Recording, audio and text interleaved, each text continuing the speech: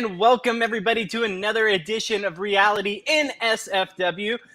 This is the Big Brother coverage for the podcast. I'm your host, Bobby Goodsby, and I'm joined, as always, weekly with my good friend and co-host, Brent Wolgamott. How are you doing, Brent? I'm doing well, Bobby. Thank you for having me once again. It's nice to be here on a Wednesday to talk about Big Brother and all of the exciting stuff that Claire did with her coin of destiny. I'm making myself laugh. Anyway, yes, but yes, it's been a fun week and always a good time to rant about somebody who's playing terribly. So let's go. Absolutely. I mean, this snowball of a season that just keeps piling on for the cookout once again continues with everything that could possibly go right for them going right once again. We see in the previous episode where the whatever of destiny is used, it's won by Claire, and she ends up becoming the secret HOH. Everything that could go perfect for the cookout has gone perfect, including nominations staying the same, Xavier coming off the block that we saw tonight, just everything coming up aces for them. Yeah, I mean, I don't want to not give credit to the cookout though, because I have been critical of the show itself, and sometimes it's a little predictable. But all credit to the members of the cookout and Tiffany in particular for guilting Claire into basically repeating her own nominations. I know that some of us are annoyed. We want somebody to upset the apple cart. I think we're all basically the same. We want the cookout to win, but we want them to face some adversity and overcome it. That's the thing that we all love about reality TV. That's why Dan was so amazing during his season. He has adversity to overcome. We love stuff like that. And the cookout, up until the coin of destiny, had not faced any adversity. And then Claire wins, which, going into the week, without them actually adding that extra money to the competition, she wouldn't have had enough money to win. Yeah. Then she goes and wins. And she even says to the cameras beforehand, which I didn't think she was going to win the coin of destiny because I didn't think she had enough money, is Sarah Beth going good for my game? No, but I'm going to support my girl Tiffany. This was when Tiffany was HOH. So then she wins HOH. She becomes the secret HOH. She can keep it a secret. At that point, if you're secret, just make the nominations you want. Put, Kyland and Big D up on the block with Xavier. You're the secret HOH and call it a day. I think she would have put up Xavier, but of course he was already up because he was the third nominee, so she has to find somebody else. But she didn't do any of that. She didn't do that. She repeated exactly what Tiffany did, and then she went to Tiffany and said, "I'm the secret HOH." Then she told Hannah, and then of course now basically everybody in the cookout knows that she's the secret HOH because they share information, and it's just annoying to watch. Again, all credit to the cookout for playing flawlessly and overcoming this twist. Because they really shouldn't have. I mean, honestly, this should have been the point in time where Claire. Because here's the thing. Actually, you know what? I'm not done. Let me get done. Go ahead. Today on the goddamn feeds, Claire, you even saw it in the show where she's like, well, actually, no, it wasn't on the show. She was on the feeds. I'm sorry, it was yesterday. Yeah, it all bleeds together. Claire saying, "I need to make big moves. Let me make big moves. It's time for me to make some big moves." Claire, the secret HOH, said this with a straight face to the camera as I'm looking at you, okay? She said this to me. And I'm like, bitch, what are you? Are you nuts? You have the coin of destiny. You could have done anything. You could have kept it a secret. And you just repeated everything that Tiffany did because you wanted to support your girl and you don't want to take it away from her when you yourself said to the cameras that this is not a good thing for your game. Sarah Beth leaving is not good for your game. You even said it. She did say it on the show tonight when she said, if I win the veto, is Sarah Beth leaving good for my game? Not really. She knows this is not good for her game, and still she decided to go ahead with it. I'm going to read her for filth when she gets out of the house. Let me tell you that. Let's face it. At this point, the cookout's already going to win. Like, there's anything that anyone can do from here on out. There's no way that the remaining two options win out at this point. Get rid of the entire cookout. Yeah, And even if they do, sorry, go ahead. I mean, well, at this point, to me, it would be a win if whoever remains between Alyssa and Claire wins HOH at the final 7. Like, that would be the win for me, because I know that they would go out soon after that, but at least that would light a fire under some people, and they would not be so, laid back. Like, Xavier, has he even played at all in the past week and a half? He just thinks his charisma, uniqueness, nerve, and charm is going to get him all the way to the fucking end. I got news for you, honey. It ain't going to happen. You're going to have to win something along the way. And Rob has a podcast used to say all the time, like, just cruise to, jury and then start putting it into play. He's done it in reverse. He's done it in reverse. Yeah. It's literally exact opposite. If anything, he's probably coasted the entire time almost. Like, he played a little bit at the beginning, but pretty much it's been a coast all the way through. This might be the first time we see a game where he really just coasted the whole time to a win. Like, it's totally possible. That would be. I mean, he's such a nice guy that I think we would like. I mean, I'm sure I would grow to like it. But, like, there are people in the house that recognize that him getting to the end would not be a satisfying victory for any of them. Because obviously, if he wins, that means you didn't. But beyond that, he's winning based up on his innate likability. It's not like he's doing anything beyond that. He's just a really great guy. But, are we going to award people that? I like the fact that some of these people are thinking, you know what? I'm not just going to hand it to him just because he's a nice guy. I want to see, what did you do with your game?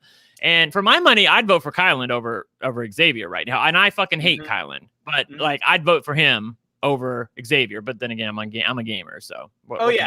In my book, Kyland easily should get the win over him, but I don't know if he will. I don't know if he would have the votes if it were him versus Xavier. I think the sheer likability and the fact that he's such a chill guy and just someone that everyone gets along with, where there's cracks to Kyland's game where Kyland kind of seems self-interested at times. And you can see that rubs off on the other players that really question, especially in the cookout, are you here for the team or are you here for yourself? We saw it in the episode where Kyland's, at the end, vying for them to pull him off the block and for him to not have to sit up there with SB at the end. Right. It just shows, look at what all these other sacrifices these people for the cookout are making. And yet you have one job where you're clearly safe. You had one job. You literally have nothing to worry about. And yet you're begging to be taken off the block. It just shows that you're not so much a team player and you're self-interested. And that is something that I think is going to, in the long run, hurt Kyland's game, especially with these other players. It shows that he really doesn't trust the cookout when push comes to shove. I mean, that to me, that is the bigger thing, is that it feels like he doesn't trust them because it's all real now. It was easy to say, well, when it's my turn, just put me and Sarah Beth up on the block. But now he's up on the block and he's next to Sarah Beth. And honestly, like, who would you really like? The funny thing to me is that the cookout was saying yesterday that they're going to tell Sarah Beth beforehand. How are you going to do that with a straight face? How are you going to tell Sarah Beth to her face, we're evicting you over the guy who's won 2 HOHs and a veto or whatever? And I lose track, but like, he's won more than she has. And he's more of a threat. Like, how are you going to tell her we're evicting you over him and explain that to her so that it makes sense? I'd love to hear that, really, because they better just blindside her. I hope they rethink that.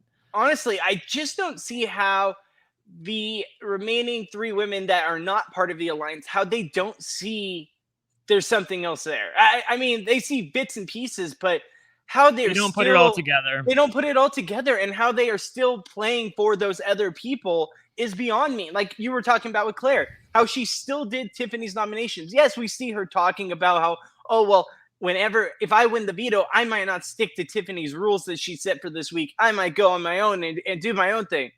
Yeah, but that still takes you to win a competition. Secondly, you had the opportunity to make that move prior to the competition. You don't even have to do it after the competition. You could have done it beforehand, but no, you followed the direction of someone else, let them take over the week. They took the credit, and then you realize, oh, shoot, well, I'm not going to get the credit I deserve for this. Well, and then you're going to go home the following week. So I'm going to say something, and I'm not even sure that I totally support what I'm about to say. A little controversial, maybe, but I think that the reason that they are not being found out. One of the many reasons they're not being found out, not the reason, but one of the many reasons why like Claire and Alyssa have not realized what's happening is that they are good people, and they don't see the world like that. They've been brought up not to see the world like that. You like, because that's what was racist about like Big Brother 22 was that, oh well, you know, Bailey and Davon are going to work together because they're the two black chicks in the house. So like these people are coming in with a concerted effort. You know what? I'm not going to be like that. I'm not going to be like these trash house guests in the past who just assumed that, you know, like the one black guy and the one black girl on, you know, Big Brother 15 are going to have something. You know what I mean? Like, I'm not going to be like that. I really do think casting went out of their way to find some good people. And thus it sort of works to their disadvantage that they can't see what's right in front of their face. And it just, it boggles my mind, but here we are. And you saw Derek X on the eviction, so we hadn't talked about that. Derek X, did you see? I don't know, because like I didn't watch it live, but then I watched Derek X's interview with Julie Chen after, and I can't imagine they aired this live, but maybe they did. I should actually go back and look. But like they aired the interview, and it was a lot of dead air. Like it was just him going, oh yeah, it was him going like, oh, like because Kyland said there's a big alliance running the game, but he didn't say who. So then Derek X, two things happened. Number one, he's like, oh my God, that means that probably Tiffany and Alyssa, and I'm like, girl, no, stop. Sarah Beth, like he thinks Sarah Beth, no. And two, he's like, that's why America sent me all that money. I'm like, you think, ho? Oh my God. You think? Yeah. That was satisfaction for me to see. The cracked faced look on Derek X's face, who I love, but I wanted my pound of flesh. I wanted him to see, bitch, we tried to help you, and you turned us down. We gave you the money, and you said, no, I'm going to put it in my pocket. And where does it get you now? Nothing.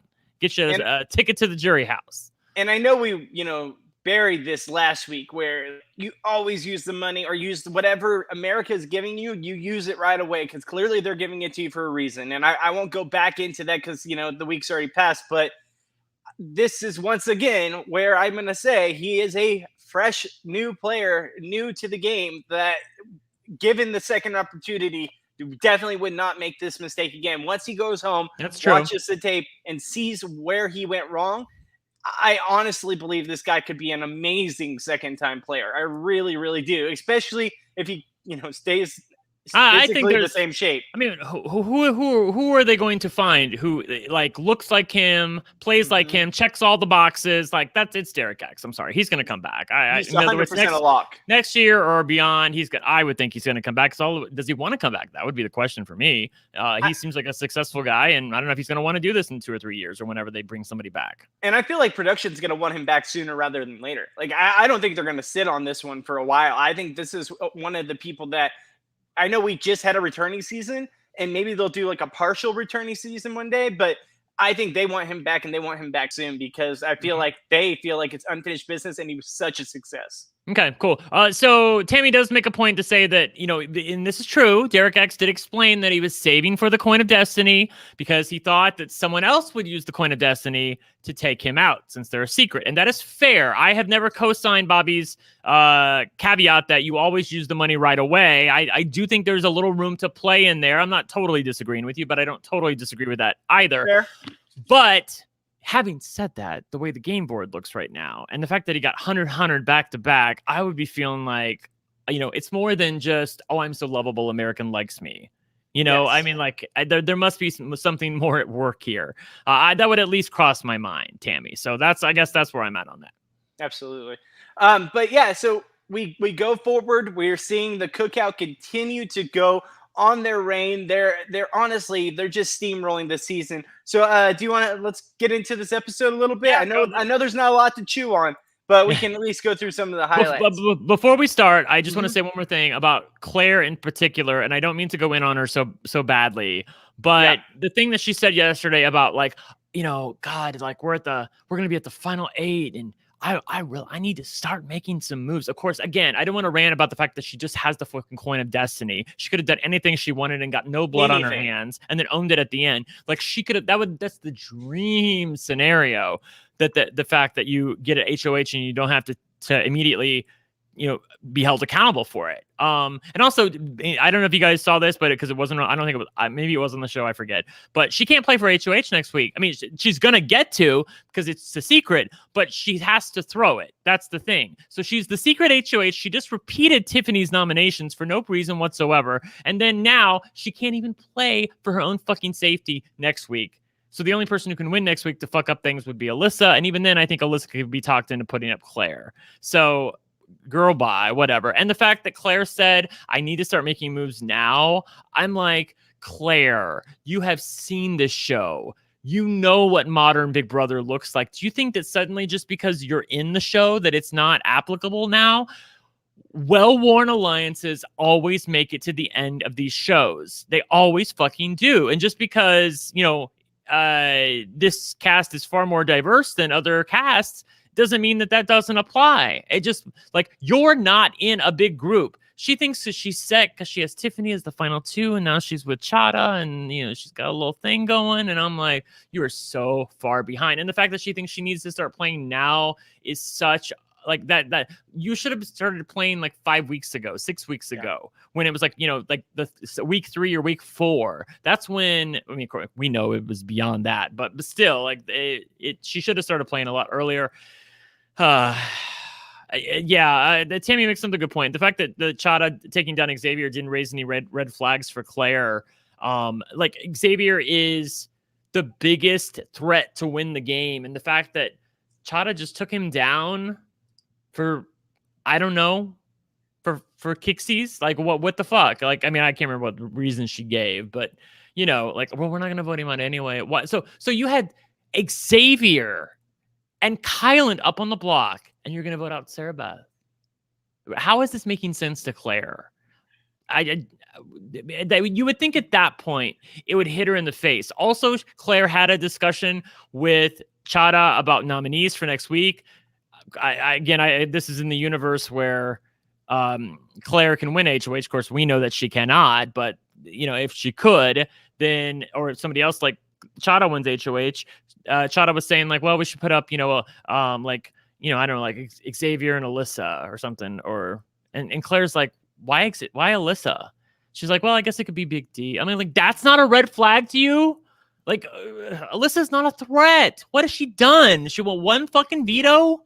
Like, and that was handed to her. That was the one that Kylan wanted her to win. Remember, I mean, I'll give her credit for winning the veto, but still, like, he threw it to her. So, like, that's all she's won, and you want to nominate her again? I'm just like, and that's why I have my reservations. Like, even besides the fact of them possibly thinking people of the same color are in alliance together. Besides that, you have to also look at the fact that people aren't targeting each other, and they're purposefully saving each other or misdirecting the target. So you have to take that as they are working together for a bigger picture, besides just race, than what you're seeing, because it's almost like common sense. It's like, if they're not wanting you to put those people up, if they're not wanting to backdoor those people, and they're taking people off the block, clearly they're working together. And the fact that still hasn't taken shape in their heads, right, form, is beyond me. Especially Claire. She's a super fan. She's a self-claimed super fan,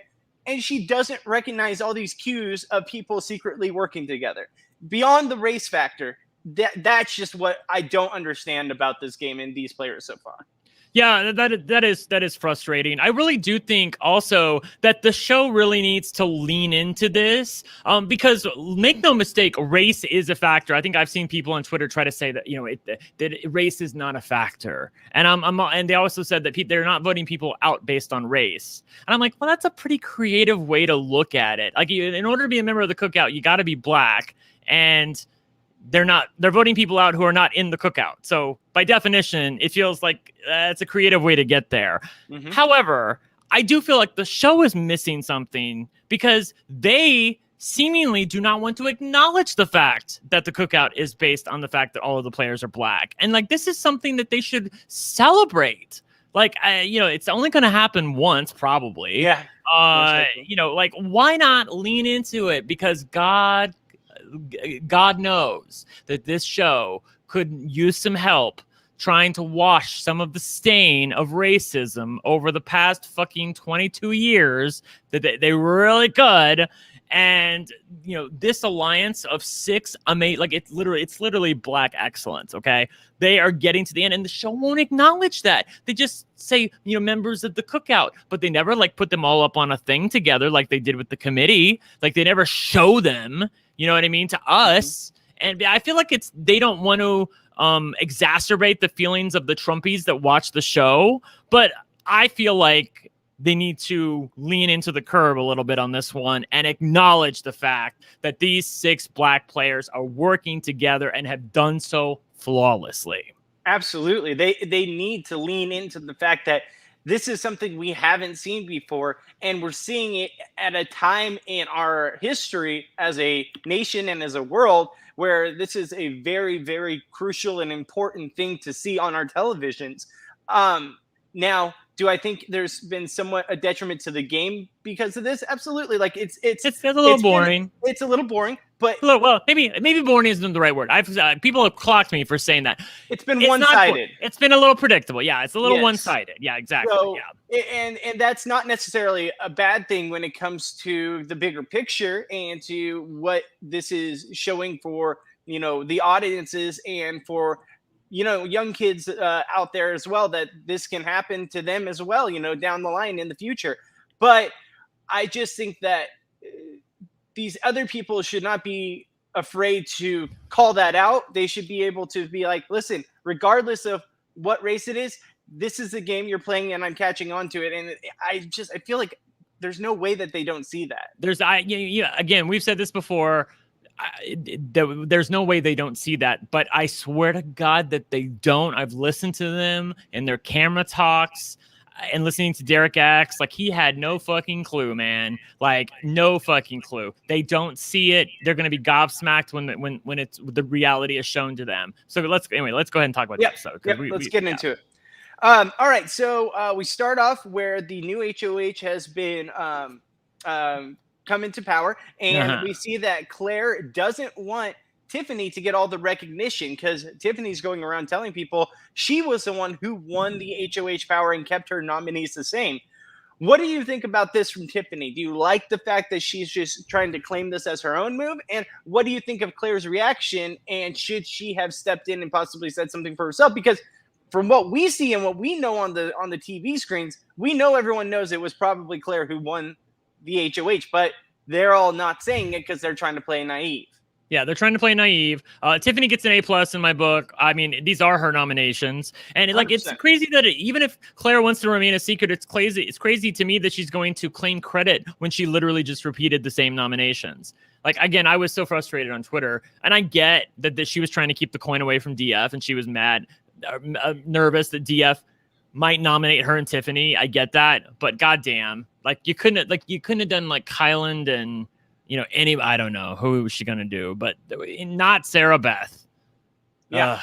It would have been better for you even to put Alyssa up on the block. She's not working with Alyssa, and Alyssa would clearly win the veto and take down Xavier, who you want to stay up on the block, which you didn't even have to do because he put himself up on the block. At least put Alyssa up. Again, I know that wouldn't do anything against the cookout, but still, it would have been better than putting fucking Sarah Beth, who's no threat to Claire whatsoever, up on the block. Well, looking at it in a perspective for Claire, there's literally no reason to stick to these nominations, not just for that reason right there, that it doesn't help her for Sarah Beth to go home, but you're basically doing the dirty work for someone else who's telling you what to do.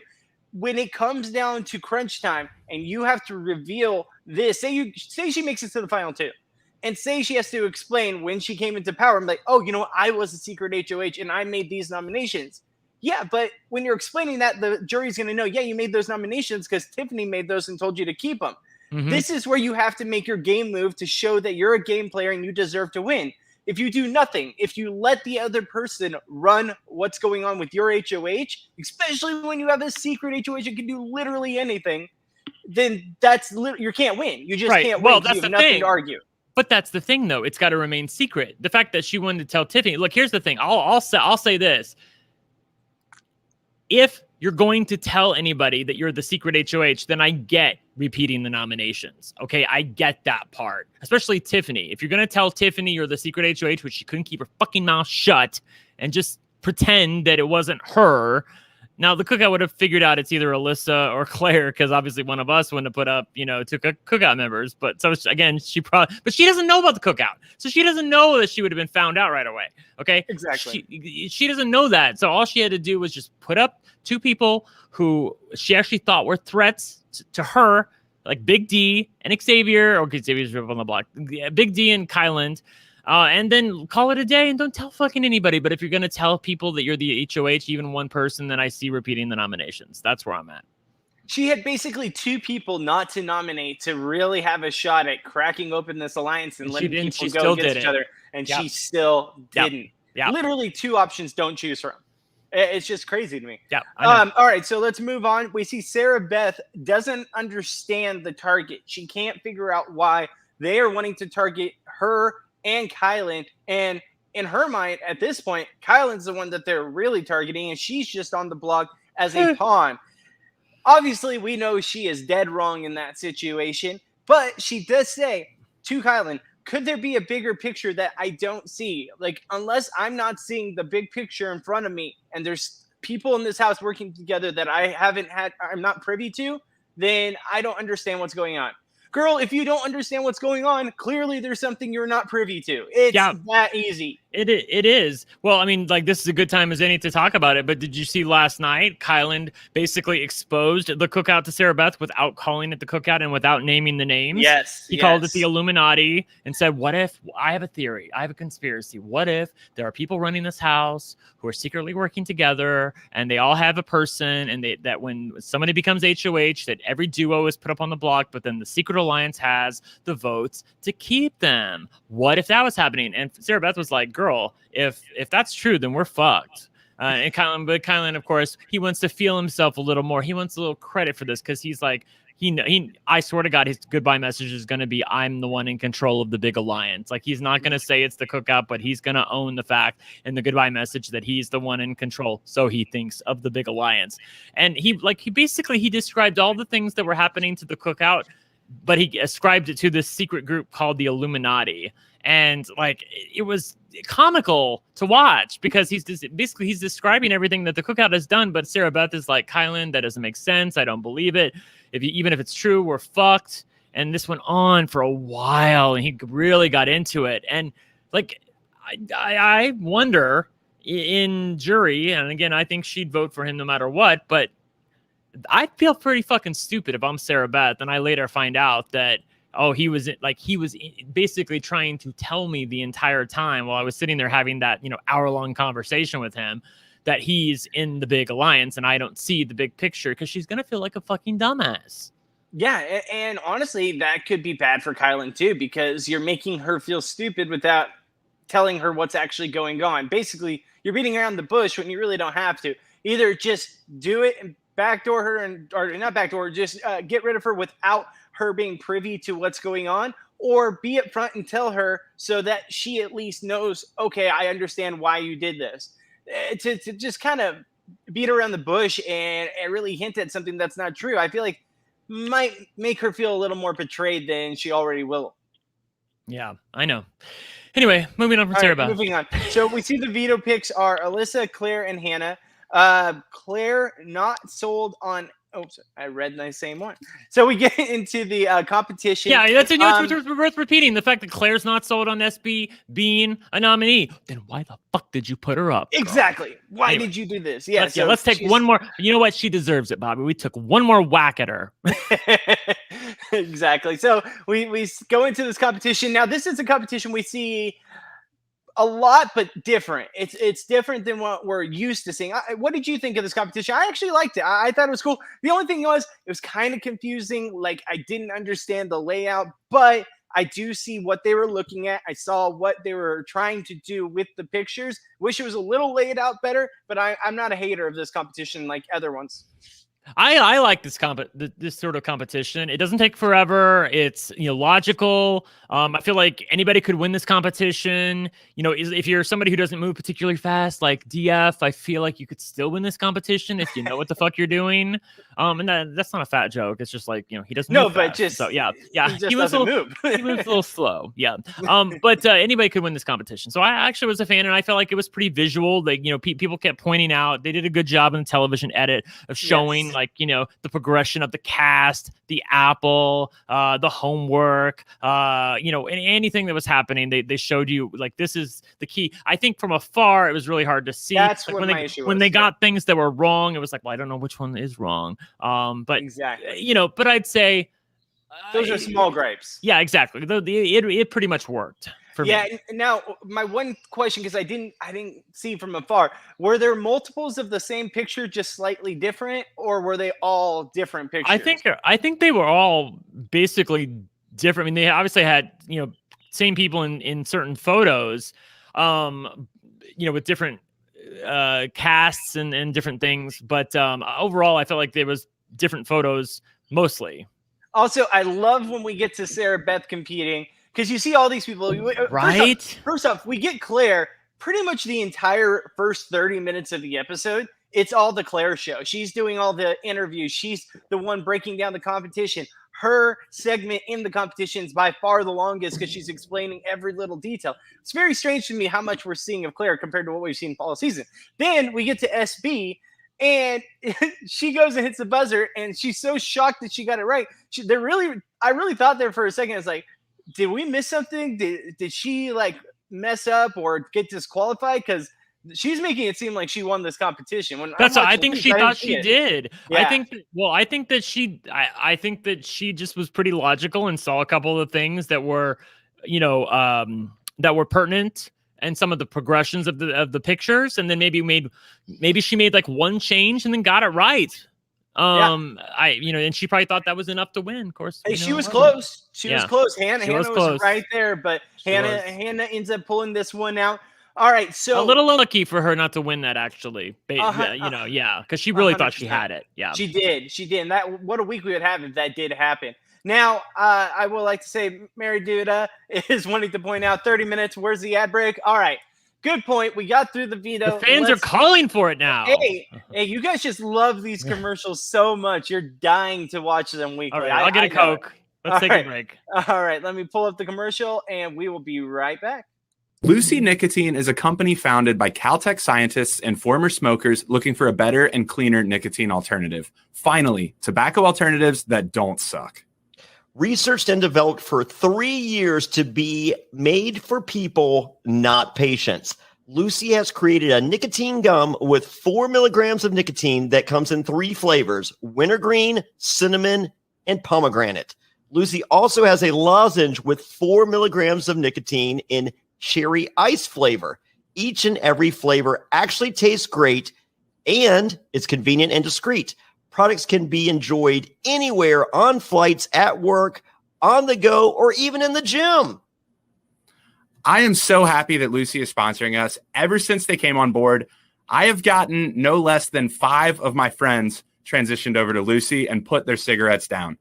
They like the gum. I'm used to seeing the packages all around. This stuff is great, and it's really helping people make much healthier choices. So get on board and join the Lucy movement.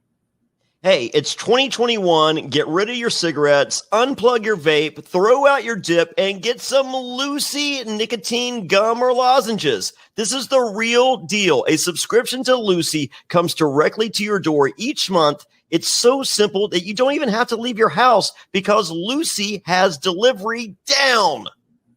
Reality NSFW listeners, go to lucy.co and use promo code SURVIVOR to get 20% off all products, including gum or lozenges. That's lucy.co and use promo code SURVIVOR at checkout. Also, I have to give this disclaimer. Warning, this product contains nicotine derived from tobacco. Nicotine is an addictive chemical. That's lucy.co, and be sure to use that promo code Survivor. This episode of Reality NSFW is sponsored by Blue Chew. Say it with us, Blue Chew. Blue Chew is making waves and bringing more confidence to the bedroom by offering chewable tablets that can help men get stronger and longer lasting erections. That's right, we're giving away super hard dicks. Blue Chew is a unique online service that delivers the same active ingredients as Viagra and Cialis, but in chewable form and at a fraction of the cost.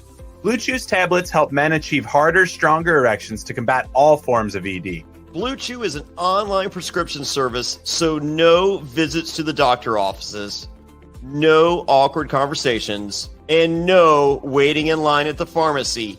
And it ships right to your door in a discreet package. The process is simple. Sign up at BlueChew.com, consult with one of their licensed medical providers, and once you're approved, you'll receive your prescription within days. And the best part, it's all done online. Blue Chew's licensed medical providers work with you to find the right ingredient and strength for your prescription. Don't like swallowing pills? No problem here. Blue Chew's sildenafil and tadalafil tablets are chewable. Blue Chew's tablets are made in the USA and they prepare and ship direct, so it's cheaper than a pharmacy. Hey, if you're looking to give that immunity idol to someone, or you don't want to be voted out of a crater, don't worry, Blue Chew's got you covered. So if you could benefit from extra confidence when it's time to perform, visit BlueChew.com for more details and important safety information. And we've got a special deal for our listeners. Try Blue Chew free when you use promo code SURVIVOR at checkout. Just pay $5 shipping. That's Blue Chew, BlueChew.com, promo code SURVIVOR to receive your first month free. And we thank Blue Chew for sponsoring the podcast. All right, guys, we are back from the episode. Thank you for staying with us through the commercial break as we all go over our chewable Viagra. Let's get into more from the episode. Hannah ends up winning the veto competition. She plans on taking off Xavier so that they can keep the other two nominations the same, where Kyland will stay on the block next to Sarah Beth, and Sarah Beth will inevitably go home by most likely a unanimous vote. However, Kyland has second thoughts on that. He goes up to Tiffany and he eventually goes up to Hannah, basically saying he thinks that the veto should be used on him, or he should come off the block and they should put up a new nominee because he doesn't want to be the one sitting next to Sarah Beth. He wants to also be a vote for her so that obviously she sees that he had her back throughout this whole thing. Brent, why would he do this? This is just too much. This is over game playing at this point. Because he's a self-serving bitch. And look, now just to give him credit, you really don't want to be sitting up on the block come eviction night. So I don't want to knock him too hard for trying to get the veto used on him. You know, you never know if these people, it's probably a good time to talk about Kai complains, right? Hashtag Kai complains. But these people are more loyal than seasons past. But on the other hand, like in the past, you've seen it where, you know, people have been a part of a big alliance. Some big target goes up on the block. They're sitting there on eviction night. Are you really not going to take a swing at him? You're really going to vote out the girl who won one stinking HOH over him? Like, I'm sure that's what he's thinking.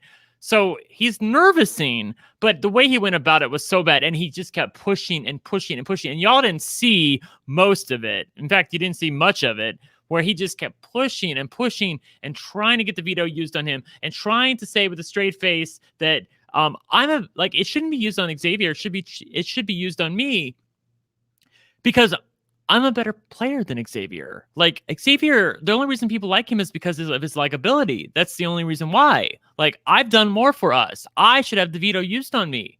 I mean, he's probably not wrong in that respect that he's done more for the Alliance, but it was a little transparent that he wanted to be able to cast a sympathy vote for Sarah Beth, or maybe even try to save her, which wasn't going to happen, but still, like, I don't want to push too hard because, in a different scenario, we could be shading him for not trying to get off the block and him getting blindsided on Thursday.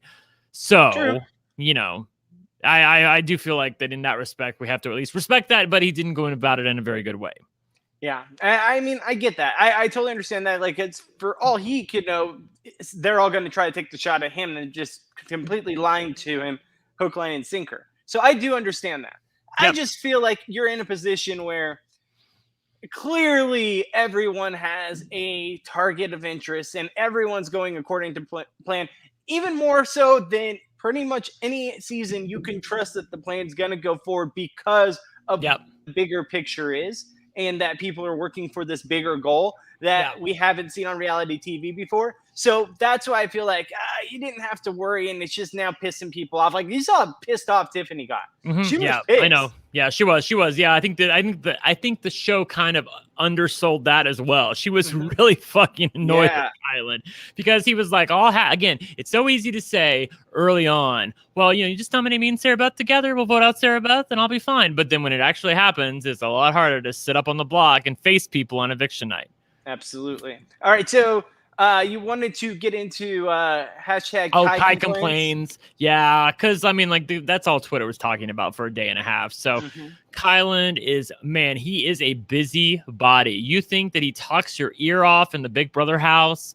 Oh my God, he talks the ear off of companies on Twitter. It is amazing to me. Like, I don't think I've made in my 46 years, I don't think that I have complained to companies in real life as many times as Kyland has complained on social media.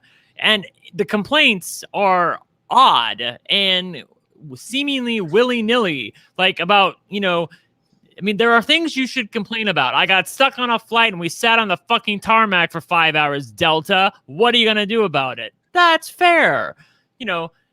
Tweeting to McDonald's when they don't get your order right. I forget what that tweet was about, but I know it was terrible. This just seems like you're trying to get free shit. That's kind of how it came off to me. Like, he's trying to continually tweet at these companies and hopefully they'll just send him a big box of, you know what? I'm going to complain about Coke because I want Coke to send me a big vat of Coke so that I can, and then I'll get it. Thanks, Coke. I really love you guys now. That's what I should do if I was Kyland. Oh, gosh. It's so funny because I'm so not one of these type of people. Right? I know. It almost is like nails on the chalkboard with me. I remember when I was a kid and me and my buddy, we went to go get these snowboard helmets that had the microphones in them so you could hear your music and stuff while you're on the slopes.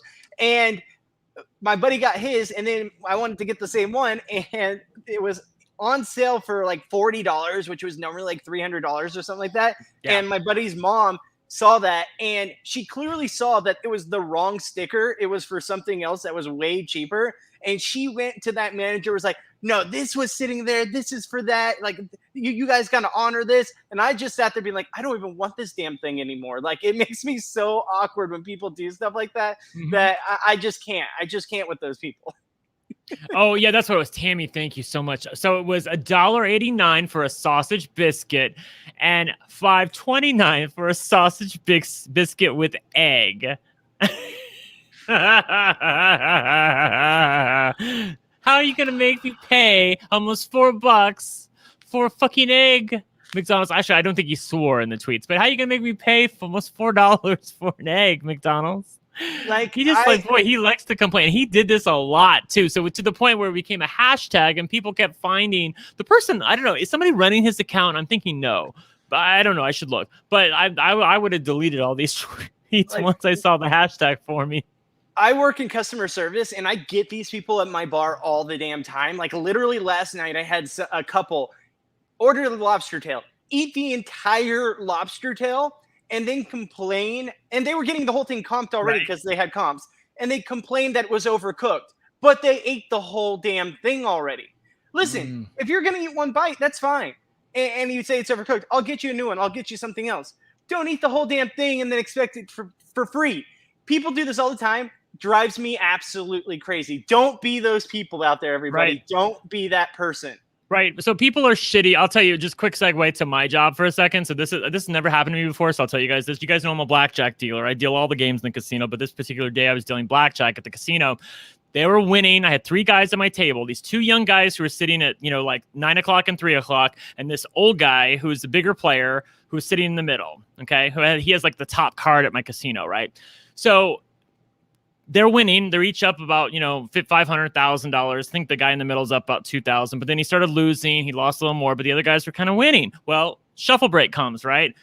Those 2 guys go. The 2 younger guys go to the bathroom, and the old guy goes for a smoke. And then he comes back and he said, "Look over there, Brent." Not literally like look over there, which is like a drag race thing, but he literally pointed in front of my face and made me look to the right like this at something that he was pointing at. And right when he did that, he stole $300 from the guy who had gotten up, 3 black chips from his stack that was sitting right there. And then he moved over to his spot, gave me the 3 black chips, which are $100 chips, and asked for change. And of course, I gave it to him because I didn't see that he had stolen $300 off the guy. The kid, when he comes back, says politely to our manager about after this guy leaves, he goes, "Dude, I think I'm missing 300. I think my girl stole from me." He thought his girl stole from him. He didn't realize the guy who had the big card stole money from him. It was a whole to do. Anyways, they ended up banning the guy. I was kind of mortified because I fell for the whole look over there thing, which, they train you as a dealer not to do. And I forgot you work at a casino too, but the fact that one got over on me was embarrassing, but they did ban the guy for life from the casino. So, and he got his money back too. Yeah. Well, and especially since both of us work at casinos, we know that they literally watch everything. So but I don't think they would have. I don't think this would have got caught if the kid didn't complain. Yeah, I don't think, because they do tape everything, but they aren't watching everything. That's the dirty little secret. They're not. They can't because they don't have the manpower for it. Yeah. Especially right now with how hard it is to find employees. But yes. That was more interesting than listening to Claire make another bad move, right? That was more interesting than the entire episode that we saw tonight. So we could just go on for casino stories all night long. I know, right? But I got some doozies. My God. You and I both, my friend. Yeah. Honestly, one day we should think about doing a podcast about just our stories from the casino. Yeah, right. Yeah. All right. So we get to the veto ceremony. Hannah takes X off the block, and now we are down to just our final 2 nominees for the week in Kyland and Sarah Beth, where we will most likely inevitably see Sarah Beth walk out the door tomorrow night. I'm so certain. I am the only, actually, I'll say this. The one person in the cookout who could talk themselves into being evicted is probably Kyland. Yeah. I think he could piss people off enough where he could get himself evicted. I don't think he will be evicted, though. I think obviously Sarah Beth's going to go home. I do want to talk quickly about some of the more interesting things that happened this week. So obviously, there's a lot to do about should it be Claire, should it be Alyssa next week. I think that as long as they thought it was going to be a buyback, they were trying to get Claire evicted next week because they don't want DX coming back in and working with Claire. That would be bad for the cookout. But I think they've realized now that a cookout or a buyback is not going to happen because of COVID. So, obviously the show's not going to risk bringing somebody back in when they've had no COVID infections. Why would they do that? So obviously I think they figured out that there's not going to be a buyback, which honestly, I hope they start exposing the cookout in their goodbye messages now that because that's the only reason that they didn't own their shit.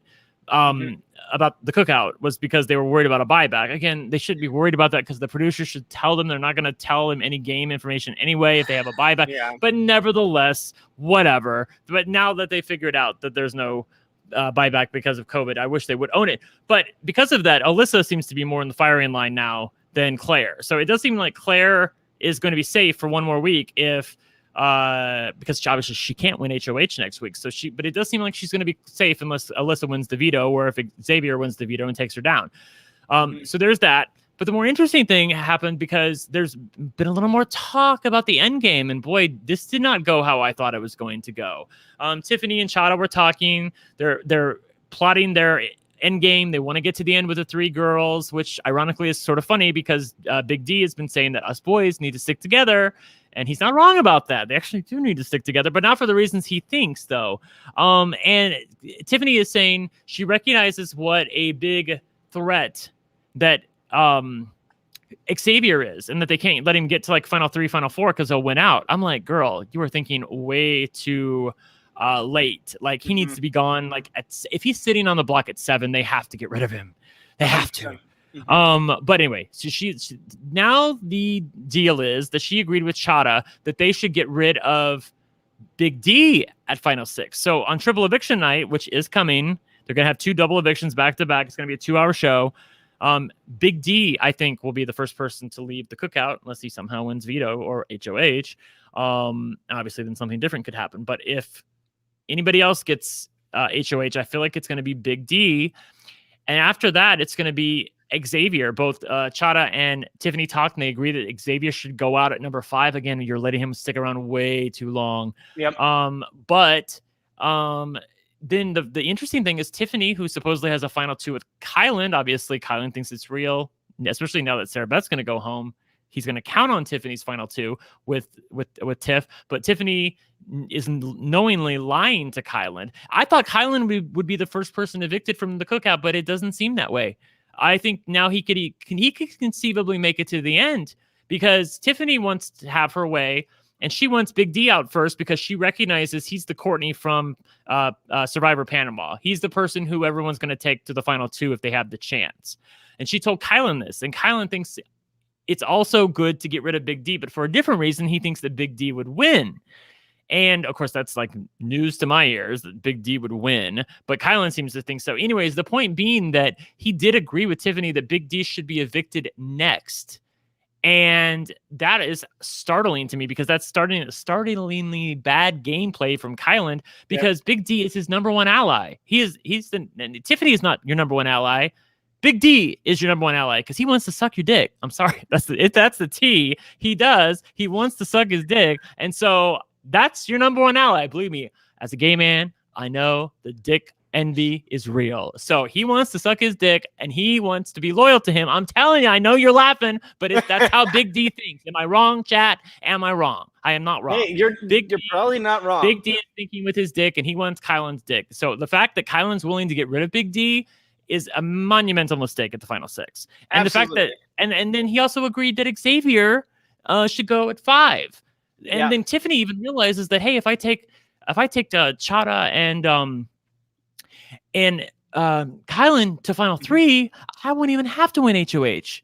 They would both take me to the end, which I think is true, but you never know. Like if Hannah's really sitting there looking at Tiffany and Kyland and she doesn't, I know she's going to take like right now she would take Tiffany, but I'm thinking if she's like the money's $750,000. Is she really going to take Tiffany to the end who could beat her? Is she going to take Kyland who she knows nobody likes? Like, come on.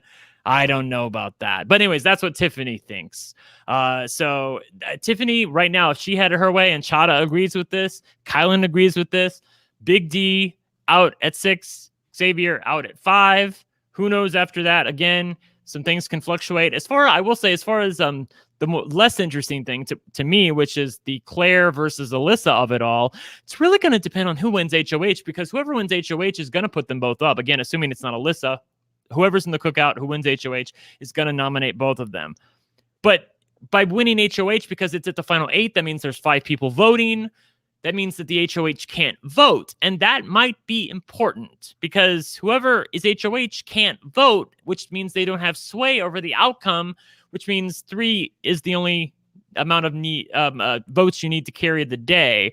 And Claire may need that vote because right now she has Chada, she has Tiffany, and she has somebody else. I'm forgetting. Who am I forgetting? Azza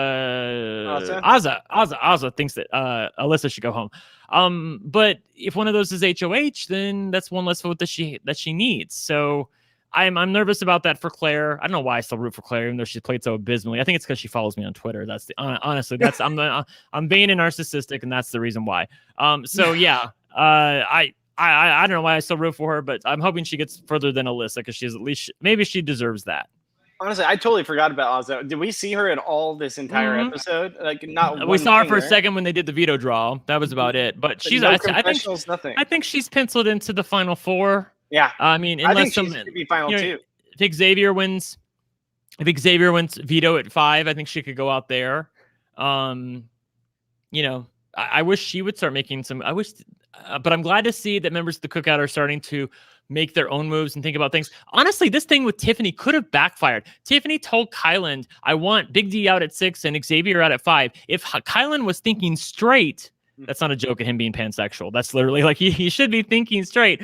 If his head was screwed on straight, he should realize and go back to Big D and Xavier and tell them that Tiffany's plotting against them. He should do that. But he did not do that. At least not that I've seen. So I almost wonder if it's just not even registering that, you know, Tiffany has this end game figured out in her head, and where do you fall into the big picture of that? And that's where, as strong as this alliance has been, we'll see the true strong players, you know, as if we haven't seen it already this season. We'll really see the true strong players of this alliance really push forward and get to the end. So it's really going to be who's going to take it between Kyland, Xavier, and Tiffany in my book. Of those three, who's going to be the one that gets the power or gets the people on her side or his side? Yeah, I agree. By the way, Mary, I see you in the chat when I was talking about Big D wanting to suck his dick. Just like Spencer, or just like Brent in Sequester with Spencer, girl. First of all, I would never throw Spencer Brief out of bed. I'm sure he has a lovely cock, but no, I did not vote for him at the end because I wanted to blow him, which I've never done, obviously. I did not vote for him because I had a crush on him. I love Spencer, but that is not the reason why I voted for him. I voted for him because he was my friend, and I felt like he had done more in the game than Billy. So if you want to know the tea, that's the tea. I call out the bullshit in the chat when I see it. I love it so much. It's so good. It's so good. And everyone gave me shit too for my Spencer final 2 pick when that season was going on. Right on. When you said that, I'm like, oh my God. Yeah. Like I'm thinking in my head, like, wow. Yeah. That's totally it. Right. Yeah. I still think he should have won, but hey, that's just me. Yeah. All right. So, anything else you want to cover on this episode? If not, we'll be back next week. Anything else you want to talk about? I'm good. You can take down that comment, by the way. Sorry.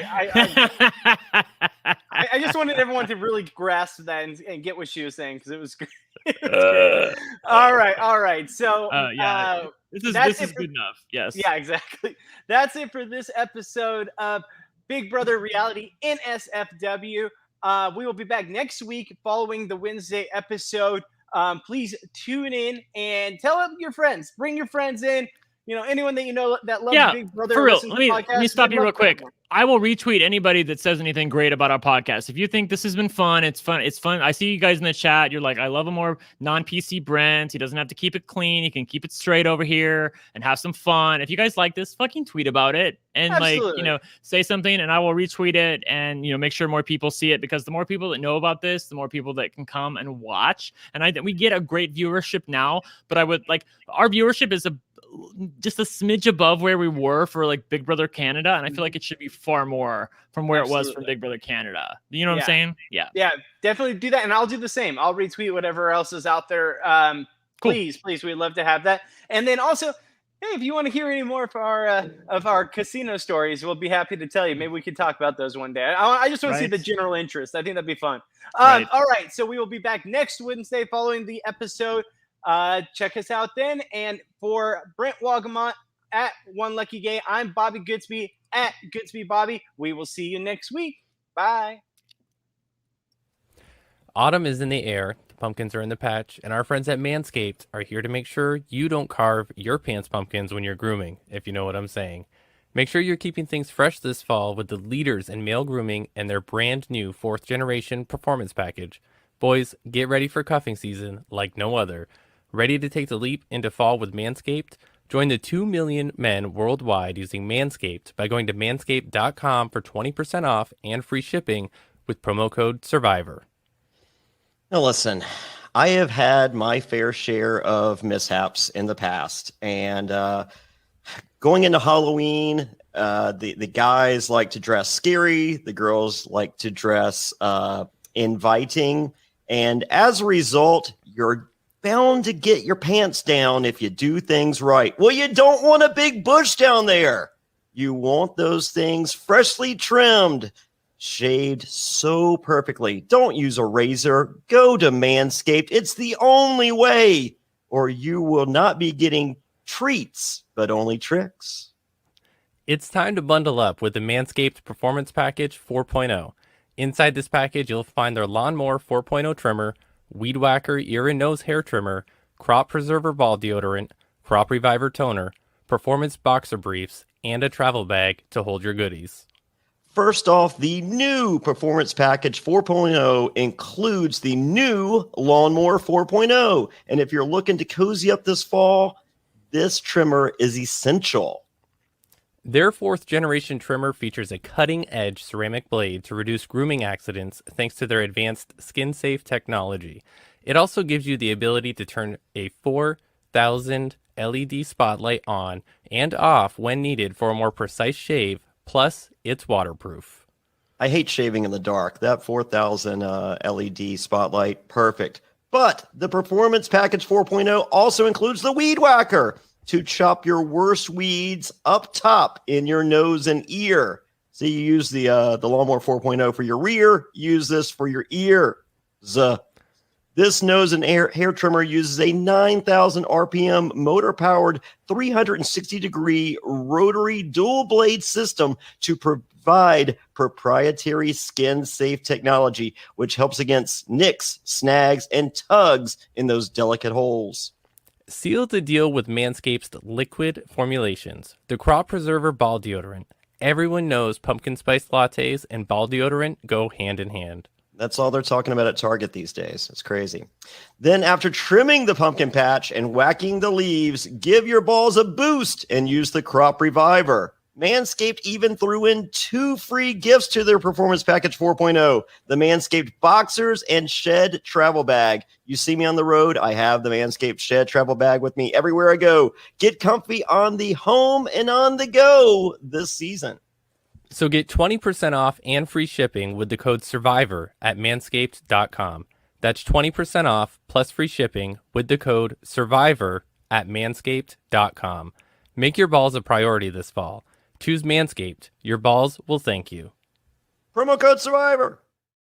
I've been trying to cut down on carbs, sugar, and unhealthy food and realize I basically can't eat anything anymore. I mean, I used to love eating that delicious cereal, but I can't.